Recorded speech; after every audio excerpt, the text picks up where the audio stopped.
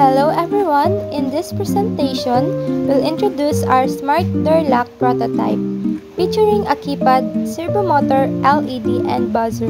This project demonstrates how electronic components can work together to create a secure locking system that unlocks with the correct password and alerts the user when an incorrect password is entered.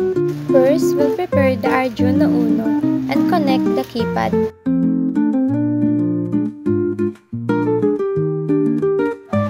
We will connect column 4 to D2, column 3 to D3,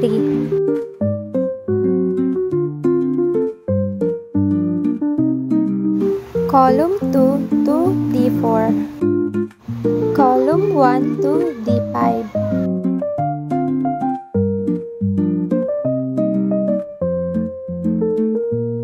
Row 4 to D6, row 3 to D7,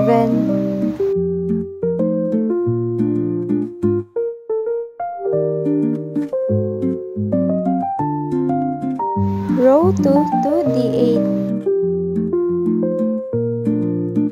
lastly row 1 to D9. Next, we'll organize the connection by changing the wire colors in Tinkercad for easier identification.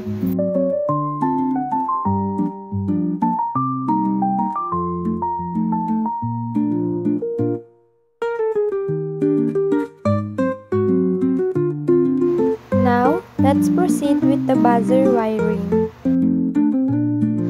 Positive pin connected to D11.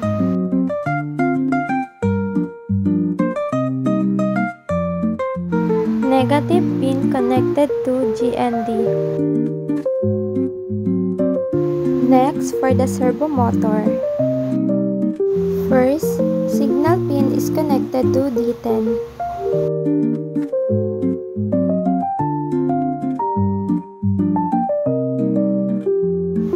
Then, power pin is connected to 3.3B.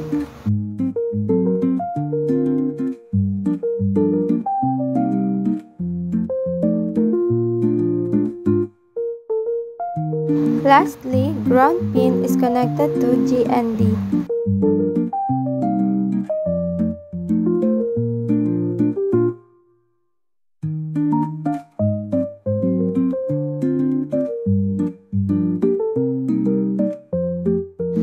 For the last is the 16x2 LCD I2C module. First is the GND to GND.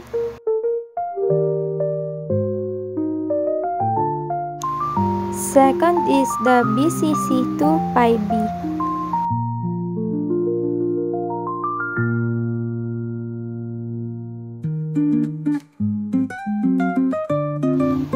Third is the SDA to A4.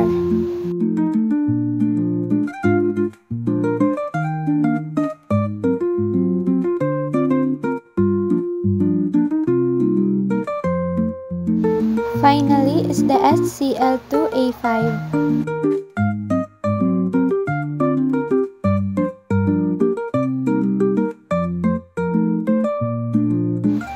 To complete our smart door lock system, we'll now upload the Arduino code.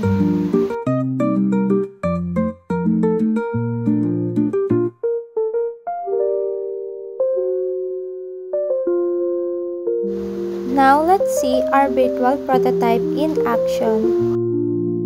When the correct password is entered, the servo motor rotates to unlock the door and the LCD shows correct password. Meanwhile, when a wrong password is entered, the LCD shows wrong password and the buzzer sounds as an alert.